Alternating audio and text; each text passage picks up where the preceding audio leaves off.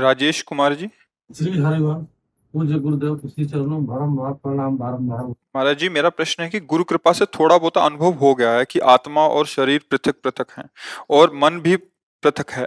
फिर भी मैं चाहता हूँ मुझसे किसी प्रकार का मानसिक विकार प्रकट ना हो। असल बात अभी असली अनुभव ही नहीं हुआ है। असली अनुभव नहीं हुआ, अभी ये बुद्धिगत बात है।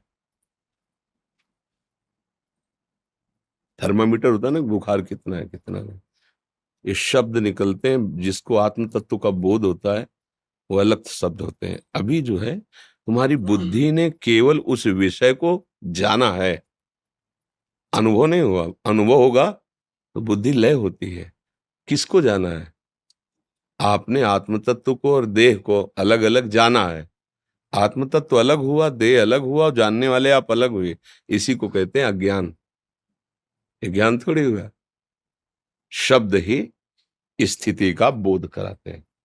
नाम जप करो, अंतःकरण में विकार आ रहे हैं, आप में नहीं। उसके आप दृष्टा हैं, आप भोगता नहीं है। और जब बोध होगा तो सर्वम बोध होगा। अपना बोध और सर्वम का बोध एक साथ होता है, अलग नहीं होता। और जब बोध हो गया तो विकार किसको आते हैं? विकार कहाँ रहे? नहीं स्वात्मा रामम विषय मृग तृष्णाम भ्रमयति। आत्माराम पुरुष को कभी विषय मृग तृष्णा भ्रमित नहीं कर सकते। और बोध ये 100 ग्राम, 50 ग्राम, 800 ग्राम, 900 ग्राम ऐसा नहीं होता, परसेंट में नहीं होता, होता है। हो गया तो कुछ बचा नहीं। ब्रह्मभूता प्रसन्नात्मा न सोचते न कांक्षति। बुद्धि की जानकारी और बोध जमीन आसमान का अंतर है। बुद्धि का लय अपने आप से अपने आप में स्थित वो स्वरूप बोध है जो अनुभव गम्य है। वैसे समझ पा रहे हो? ईमानदारी से चलो। बोध होने के लिए ही हमें मनुष्य शरीर मिला है। बोध होना कोई कठिन नहीं है हमारे लिए। पर अभी कहीं हम पीतल को स्वर्ण न मान लें। नहीं, जब जौहरी के पास जाओगे ना तो आप तो स्वर्ण की कीमत चाहोगे और है पीतल, तो धोखा हो जाएगा ना आपको। या तो जौहरी को आप छलिया समझोगे और या फिर आप धोखे में हो गए। अभी स्वर्ण नहीं है, अभी पीतल ही है। स्वर्ण जब आएगा ना तो शब्द बदल जाएंगे, उसमें बनावटी कुछ भी बोलो आप। पूरा सूत्र याद करके आओ, जहां बोलोगे तो हम आपको उस आपके शब्द से ही आपको बता देंगे कि अनुभूति आपको नहीं है। समझ पा रहे हैं ना? हाँ। रोहित मिश्रा जी। महाराज जी, आपके चरणों में दंडवत प्रणाम। राधे राधे। महाराज जी, परम पूजनीय सदगुरुदेव भगवान की कृपा और आज्ञा से जो भी थोड़ा सा साधन बनता है वो गुरुदेव भगवान की प्रसन्नता के लिए ही, उनकी ही कृपा से हो रहा है। परंतु गुरुदेव भगवान की प्रसन्नता के साथ ही मन में ये भाव आ जाता है कि गुरुदेव प्रसन्न होकर दास से खुश होकर प्रशंसा कर दें। और कभी गुरुदेव भगवान प्रशंसा करते तो मन प्रसन्न हो जाता है। महाराज जी, कृपा करके मार्गदर्शन करें कि इस भाव से कैसे बचा जाए। वैसे कोई भी प्रशंसा करे तो सुख का अनुभव तो होना ही नहीं चाहिए, क्योंकि गुरु प्रदत्त सद्गुण है। अपना कैसे, मान लो हम अभी आपको धरोहर रूप में कोई बहुत कीमती चीज दे दें, जिस कीमती चीज को आपके मानकर आपकी कोई प्रशंसा करे तो आपको हंसी नहीं आएगी कि आप जान नहीं रहे हो ना, ये कीमती वस्तु मेरी नहीं है, ये मुझे किसी ने दिया है। ऐसे ही हमारे अंदर जो भी भागवतिक सद्गुण है, जो प्रशंसनीय वस्तु है, वो मेरी नहीं है, वो तो गुरुदेव की दी हुई है। और जब गुरुदेव प्रशंसा करें तो अंदर संकोच और जलन होनी चाहिए। कोई अपराध बन गया क्या? कोई हमसे गलती हो गई क्या? अपनी वस्तु रख करके और आप हमारी प्रशंसा की बात, तो ऐसा लगता है कोई त्रुटि हो गई हमसे। वही प्रार्थना करें, भगवान कोई अपराध हो गया क्या? त्रुटि हो गई क्या? नहीं नहीं, हम तो ऐसा कह नहीं रहे। नहीं नहीं प्रभु, कोई गलती हो, मुझ अधम से कोई गलती हो गई प्रभु। कोई न कोई अभिमान अंकुरित हुआ होगा तभी आपके मुख से ऐसे वचन ने। नहीं नाथ, नहीं नहीं, तो ऐसा नहीं। ये हमारा दासत्व। जब रावण के द्वारा सुरक्षित लंका को विध्वंस करके और श्री राम का नाम का डंका बजा करके सिया जी की खोज लेकर हनुमान जी आ रहे हैं। देखते ही पता चल गया, काम हो गया। मुख प्रसन्न तन तेज विराजा, कीने रामचंद्र कर। भगवान जानते हो क्या क्या कर गए, पास निकट बैठा। हाँ, हनुमान जी सड़क के चरणों में बैठ गए। बोला बचन विगत अभिमाना, शाखा मृग के यह मनुषाई, शाखा ते शाखा पर जाई। नाग सिंधु हाटक पुरजारा, निश्चर गण बद विपिन उजारा। सो तो प्रताप रघुराई, नाथ न कछु मोर प्रभुताई। परम महाभागवत हनुमान जी चरणों के समीप बैठ गए और अभिमान रहित वचन बोले, प्रभु कपि की तो केवल इतनी सामर्थ है कि एक डाल से दूसरी डाल, ये समुद्र का लांघना, लंका का विध्वंस करना, राक्षसों का वध करना, ये तो प्रभु मैं देख रहा था, राम प्रताप कर रहा है सब कुछ। आपका प्रताप प्रभु में ऐसे ही, ये हमारे गुरुजन हैं, ये आचार्य महापुरुष जन है, ये हमको आचरण करके बता रहे हैं। हमारे अंदर जो भजन है, जो साधन है, जो सद्गुण है, जो तेज है, जो प्रताप है, जो यश है, वो मेरे गुरुदेव का है, मेरे में नहीं है।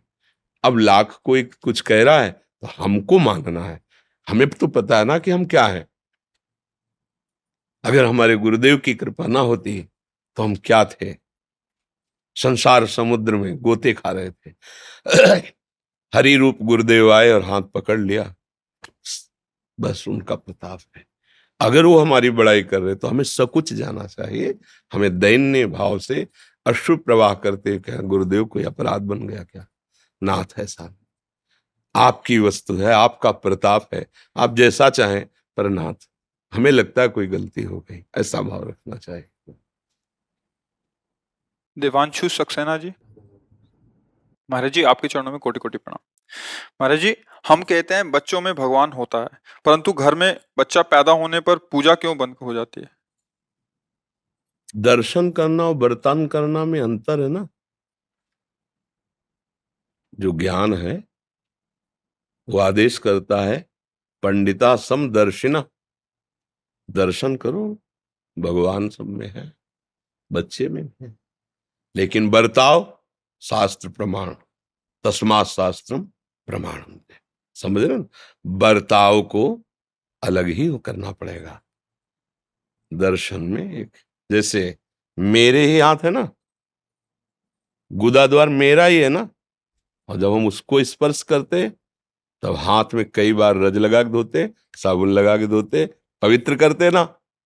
लेकिन यही हाथ यहाँ छू जाए तो गाल भी मेरा और गुदा द्वार भी मेरा और हाथ भी मेरा, पर बर्ताव में कितना भेद, समझ रहे ना? समझ रहे? ऐसे हमारे शास्त्र ने पवित्रता के विधान, बर्ताव के विधान, धर्म के आचरण, इनमें भेद रखा है। लेकिन सब में दर्शन एक ही भाव का करना है। प्रभु बालक क्या, सब माँ में भगवान नहीं है, पिता में भगवान नहीं है, सब में भगवान का दर्शन करना है, लेकिन बर्ताव अलग अलग करना है। समझे? संदीप दुबे जी, श्री हरिवंश। गुरुदेव भगवान आपके चरणों में कोटि कोटि प्रणाम। गुरुदेव भगवान, जोई जोई प्यारो करे सोई मोहि भावे की दृढ़ता जीवन में कैसे आए? समर्पण से। किसका प्रश्न है? समर्पण। समर्पण होता है वाणी तन अर्थात क्रियाओं का, फिर मन और फिर स्वयं। तन वांग मनोभिर अमलई सोहम तवेवाश्रिता, ये शरीर का समर्पण। कोई भी ऐसी क्रिया ना हो जो शास्त्र और भगवत वाक्यों के विरुद्ध हो, अर्थात हमारे आचरण शास्त्र प्रमाणित हो, धर्म से युक्त हो, तो हमारा शरीर भगवान को समर्पित हो रहा है।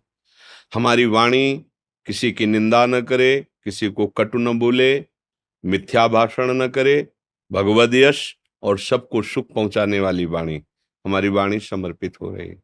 हमारे मन से किसी के नाश, किसी के पतन, किसी के दुख, किसी के हानि पहुंचाने का संकल्प न बनने पावे। मन से धर्मयुक्त संकल्प बने, दूसरों को, माता पिता भाई बंधु समाज, इसको हम सुख पहुंचा सकें।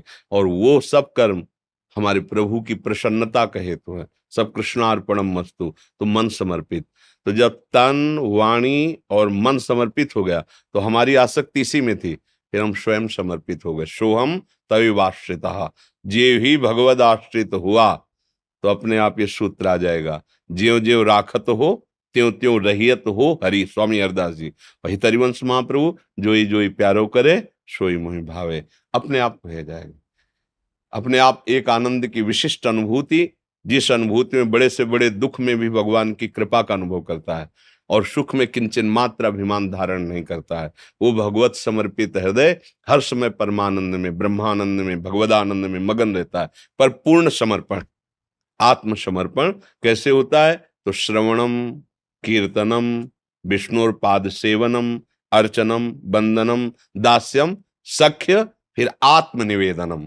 अगर हम अष्टधा भक्ति करें तो नौवीं भक्ति है आत्मसमर्पण। और आत्मसमर्पण ज्यों हुआ तो पाई रस भक्ति गूढ़ जुग जुग जग दुर्लभ भव इंद्रादि विधिम, आगम अरु निगम पुराण अगोचर सहज माधुरी रूप निधिम। उसके हृदय में जिसके प्रति आत्म समर्पण किया है उसका प्रकाश हो जाता है, और जे ही अपने आराध्य देव का साक्षात्कार करता है, दुख जन्म जन्म का मिट गया। अब कोई भी परिस्थिति उसे दुखद नहीं होगी, भले शरीर नष्ट हो जाए, भले संसार में लोग उसकी निंदा करें, अपमान करें, प्रतिकूल, वो मुस्कुरा करके आनंद में जीवन व्यतीत करता है। दुख का लेस नहीं रह जाता, परमानंद में मगन हो जाता है। समझ रहे ना?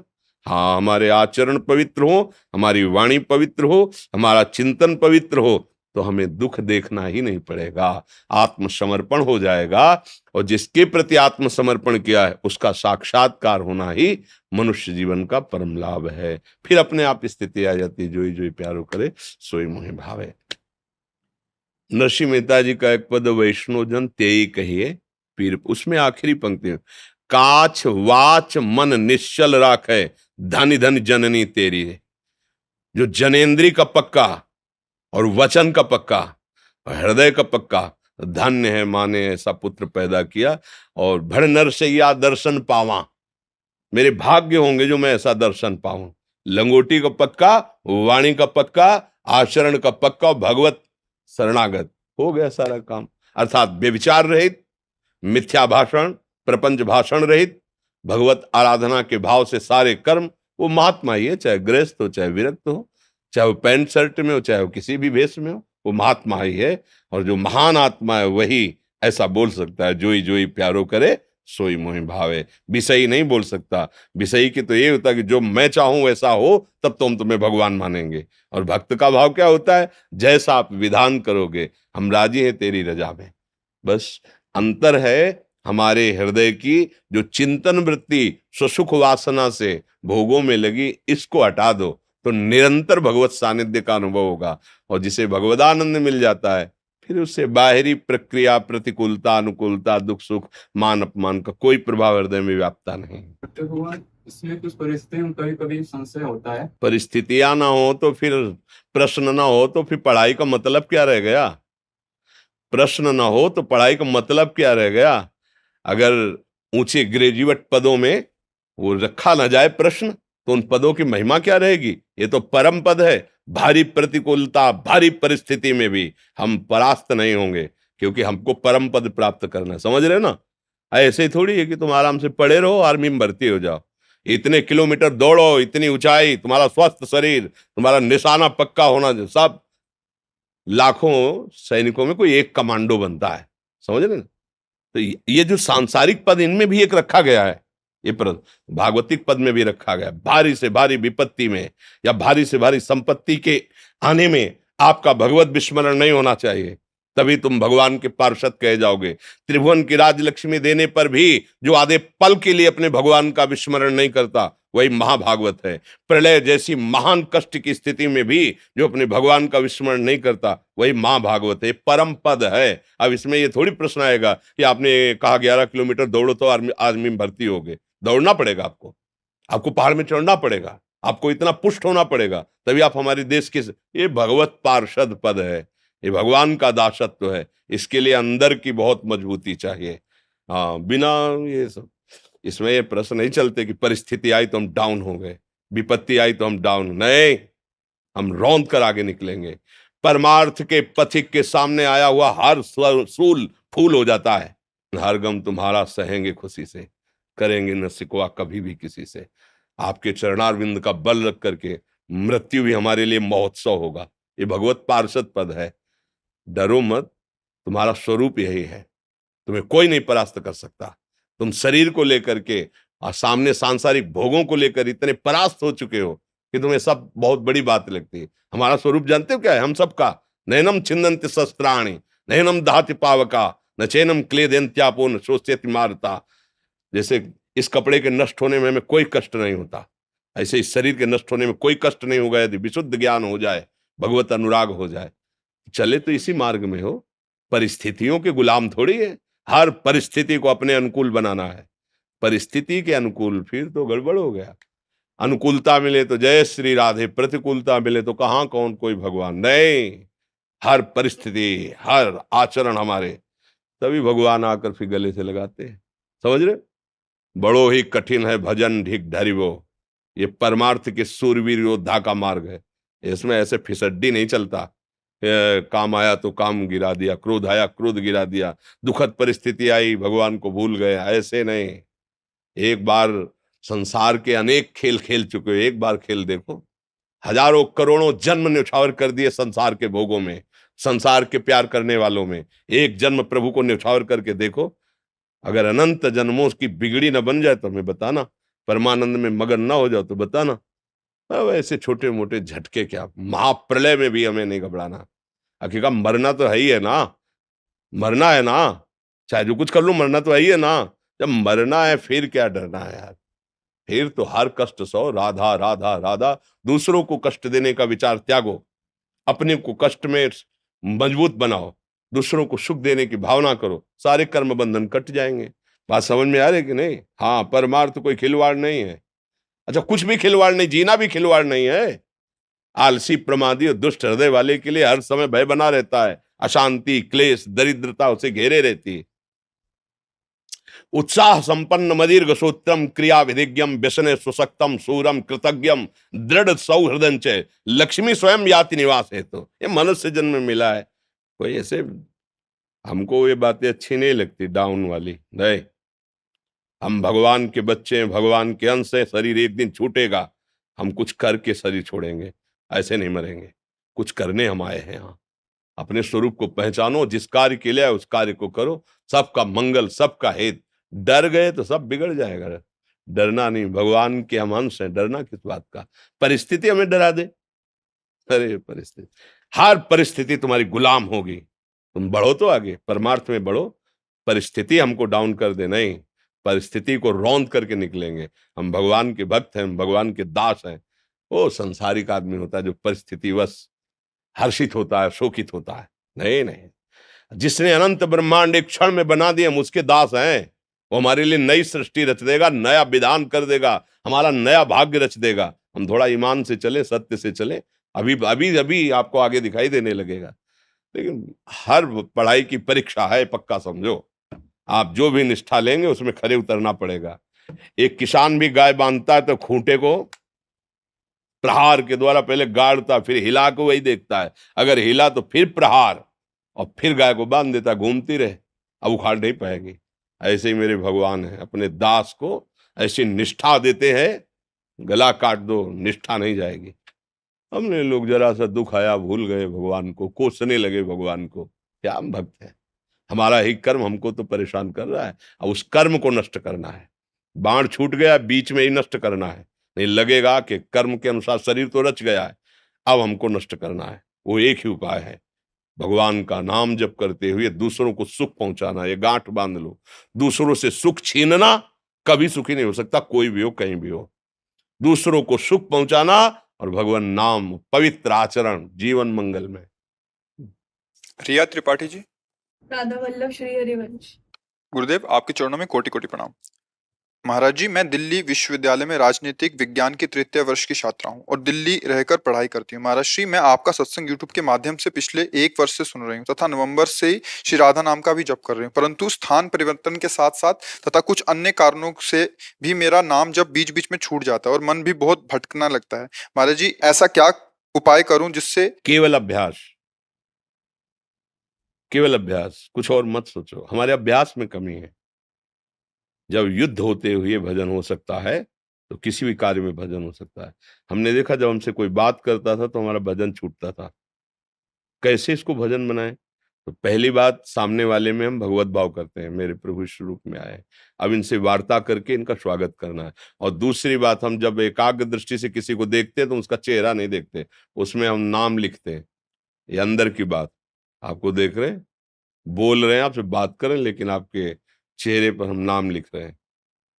नाम का ध्यान है, वार्ता भी हो रही, आपको भी प्रसन्न करने की बात कर रहे हैं। जब आप गए तो ये सारा कर्म भगवान को समर्पित कर दिया, मेरी भक्ति बन गई। हमारा अभ्यास कमजोर है, इसलिए हमारे अंदर ऐसी बात है। अभ्यास योग युक्तेन चेतसा नान्यगामिना, जब हम ऐसा अभ्यास कर ले कि चित्त जाए ही ना, तो हर कार्य करते हुए, कितने लोग होते हैं आपके पढ़ाने में, सुबह से हजारों हजारों जन, सबको देखना, सबको बोलना, किसी से कुछ न चाहना, सबका मंगल करना, हमारा भजन ही हो रहा है। अगर हमारा भजन छूटने लगे तो हमें पता नहीं पाओगे, हम तुम्हारे सामने नहीं आएंगे, क्योंकि हमारे जीवन का लक्ष्य भजन है, निरंतर भजन है, भगवत प्राप्ति है। आज या कल जाना ही है, जब जाना है तो हमें अपने मालिक को प्राप्त करना है। अगर हमारा भजन बाधित हो जाए तो हम 1 मिनट भी आपसे नहीं मिलेंगे, हमें हमारे ईश्वर के द्वारा भरण पोषण हो। तो वही बात, आप कितने लोगों को पढ़ाते हैं, कहाँ कहाँ जाना होता है, यहाँ कितने लोग आते हैं। हम इसलिए कह रहे कि प्रमाण के साथ बोले तो बात समझ में आएगी ना। सबसे मिलना है, सबको ऐसा लगेगा कि हम सबको प्यार कर रहे हैं, लेकिन किसी से प्यार नहीं कर रहे हैं, हम केवल अपने प्रभु को प्रसन्न करने के लिए कर रहे हैं। और सबको जिस पर हमारी दृष्टि गई, हम वहां नाम देख रहे हैं, उसका रूप नहीं। दोबारा वो मिले तो हम नहीं पहचान पाए, क्योंकि हमने देखा ही नहीं, हमने उसके रूप को देखा जो सब जगह समाया हुआ है, और उसके नाम को पढ़ा जिसका, जो हमारा जीवन है, हम इसे देख रहे हैं। हमें साउंड जब बजे तब हमें विघ्न पड़ता था, घंटों साउंड के पास खड़े होकर के नाम का अभ्यास किया। देखो, अभ्यास एक ऐसी चीज है कि आंख में पट्टी बांध दो, केवल शब्द सुनाई दे, गोली मार देगा। जैसे शब्द वेदी बाण होते थे, अभ्यास में बहुत बड़ी ताकत है। आप अभ्यास कमजोर कर रहे हैं, इसलिए आपका छूट जाता है। तो कोई गलत नहीं है, क्योंकि पूर्वाभ्यास हमारा संसार के चिंतन का है। अब हम अभ्यास को इतना जोर करें कि हर परिस्थिति में नाम हमारे दिमाग में छा जाए, कोई परेशानी नहीं। अभ्यास में रत रहिए, ये कोई छोटी मोटी बात नहीं। अगर थोड़ी देर भी भजन करती है तो आप प्रशंसनीय कार्य कर रहे हैं। थोड़ा भी नाम जप करती है तो आपने बहुत कुछ मन पर अधिकार कर लिया है। अनंत जन्मों का बिगड़ेल मन अगर 1 घंटा भी भजन में लगने लगा तो आपने बहुत बहुत बड़ा विजय प्राप्त कर ली। अब वो धीरे धीरे धीरे धीरे संपूर्ण मन लग गया तो आप भगवत प्राप्त हो गए, आप परमानंद में डूब गए। इसलिए निराशा तो रखनी नहीं, अभ्यास और दृढ़ करना है। अच्छा, कुछ भक्तों ने आपके श्रीमुख से नाम चाहा महाराज। हाँ, हम तो वृंदावन वासी, राधा उपासी, राधा राधा राधा, राधा वल्लभ श्री हरिवंश। आप देख लो, जो गुरु प्रदत्त नाम है वो हमारे ही भगवान के समस्त नाम पूरे बल से, पूरी सामर्थ्य से युक्त है। गुरु प्रदत्त खूब नाम जप करो और श्री जी के प्रसन्नता के लिए पवित्र आचरण करो। बातें तो बहुत बढ़िया बढ़िया है, आचरण गंदे हो, आचरण ठीक नहीं तो फिर बनावटी फूल में जो इत्र डाला जाता है ना, वो थोड़ी देर के लिए होता है, स्थायी नहीं। असली फूल में वो स्थायी इत्र स्वयं बसा हुआ है। जो बनावटी फूल है, तो अगर हम बातें तो अच्छी अच्छी करते हैं, बनावटी है, और आचरण गलत, तो नकली फूल में असली सुगंध नहीं आती। आचरण पवित्र करो। हमारे यहाँ चरित्र की पूजा होती है, चरित्र का गान होता है, ठीक है। बस अपने चरित्र पावन रखो, खूब नाम जप करो। हमारा जीवन ही मिला है परमानंद प्राप्ति के लिए। ये मानव जीवन साधन धाम मोक्ष कर द्वारा, पाई न जे परलोक संहारा, सो परत्र दुख पावई, सिर धुनि धुनि पछताए, काल ही कर्म ईश्वर ही मिथ्या। खूब राधा राधा रटो, अच्छे आचरण करो, शराब मत पियो, मांस मत खाओ, पराई माता बहन की तरफ काम दृष्टि से मत देखो, भाव से रहो, अभी जीवन आनंद में हो जाए। अब गंदा पेय, गंदा भोजन, गंदे आचरण, तो नरक जाओगे। यहां भी नरक जैसा जियोगे, नरक जैसा। कामः क्रोधा तथा लोभा तस्मा दे त्रयम त्यजेत। बातें बहुत ऊंची ऊंची और क्रियाएं नारकी, तो सुख का अनुभव कहां होगा। हम कह रहे हैं तुम अपने आचरण पवित्र करो, शरीर के द्वारा कोई गंदी भोजन, गंदी क्रियाएं, गंदी बातें ना हो। अभी आप खुद देखोगे थोड़े दिनों बाद आपका मन प्रसन्न रहने लगेगा। रुपया मिलने से, नाना प्रकार के लौकिक पद मिलने से हर्षित होता है मन, परिणाम शोक। और सच्चे आचरण और भजन तो मन प्रसन्न होता है, परिणाम अखंड प्रसन्नता, वो कभी नष्ट नहीं होगी। ब्रह्मभूता प्रसन्नात्मा, हर समय अखंड प्रसन्नता बनी रहती। अखंड प्रसन्नता का स्वरूप कोई भी दुख, कोई भी सुख प्रभावित न कर पावे, वो प्रसन्नता। खूब नाम जप करो।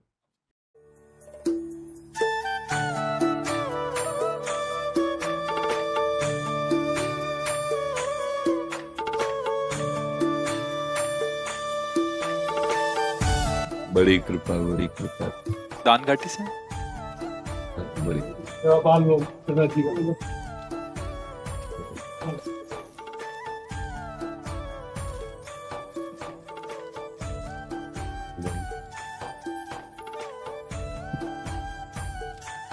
ये बोलते हैं कि गुरु के बिना माला करना वो नहीं, ये गलत बात है कि गुरु के बिना माला नहीं करना चाहिए, ये गलत बात है। हाँ, देखो, आप अपने स्वरूप को पहचानो। आप ब्रजवासी हैं, ठाकुर के पार्षद हैं। हाँ, अगर भाव बने तो किसी संत से मान लो नाम ले लिया वो कर, लेकिन ये मत सोचो कि जगत गुरु भगवान श्री कृष्ण आपके परम गुरु, परम मित्र, परम सखा, परम प्रीतम है। उनका नाम जप करना, उनकी सेवा करना जन्म सिद्ध आपका अधिकार है। उसके लिए कोई संस्कार की जरूरत नहीं है। आप समझो, अगर आपके अंदर भाव ऐसा आए, कभी किसी महापुरुष को, संत को नाम ले लिया, भाव कर लिया, तो क्या आप श्री कृष्ण के नित्य पार्षद हैं, इस अभिमान में रहो। अभिमान त्याज्य है, संसारिक, लेकिन ये गर्व रहना चाहिए कि गिरधारी के आप नित्य पार्षद हैं। जो पूजा कर रहे हो साक्षात गिरिराज जी महाराज श्री कृष्ण स्वरूप है। नाम जप करना, जय जयकार करना, सेवा करना, ये जन्म सिद्ध आपका अधिकार है। इस रज में आप उत्पन्न हुए, महामहिम रज है। भाव बने तो कर लो, नहीं तो कोई जरूरी नहीं। और कि माला नहीं कर सकते, ये संसारिक पुरुषों की बातें हैं। आप भगवत पार्षद हैं, आप परम संत हैं, हमारी बात मानो। छोटा मोटा भजन नहीं हुआ आप जहाँ पैदा हुए, मतलब महात्मा जन यहाँ भजन करके, यहाँ भजन करके मांगते हैं मुझे वृंदावन का कोई पशु पक्षी बना देना, कोई घास लता बना देना। ये संपूर्ण 84 कोस हमारे प्रभु की लीला स्थली है। आप गिरिराज जी के पार्षद हैं, आप कोई छोटे मोटे भजनानंदी नहीं, आप स्वयं संत हैं। ये तो आपकी दैन्यता है कि आप कृपा करके ऐसे प्रणाम वो सब कर रहे। आप इन भावों को न सुनिए कि माला चलाना चाहिए कि नहीं चलाना चाहिए, ये सब लौकिक बातें हैं। आपका क्षेत्र अलग है, आप घर के डिपार्टमेंट हो, आप बाहर के नहीं हो, आप घर वाले हो, ठाकुर के नित्य पार्षद हो। आपको हर समय गर्व रहना चाहिए कि हम इस रज में पैदा हुए हैं, गिरिराज जी की सेवा। और उसका भाव है कि अपने आप भगवत प्रेमी संत महात्माओं का आदर सत्कार जो बन रहा हो, बकाया ऐसी भावना कि आपको अधिकार नहीं माला चलाने। जीवन में किसी के अधिकार देने से बात नहीं आएगी, आप ले चुके हो अधिकार। आप पूर्व के संत हो, भजनानंदी संत हो, तभी आप आके गिरिराज जी की तलहटी में विराजे हो, गिरिराज जी की सेवा हो रही है। आप ऐसे भावों का मतलब मन में भाव मतलब है कि हमको कोई संस्कार कराने, जन्म सिद्ध अधिकार आपका है हाँ प्रभु की सेवा का। ठीक है, बड़ी कृपा, आप अपनापन करके आए, बड़ी कृपा। जय हो।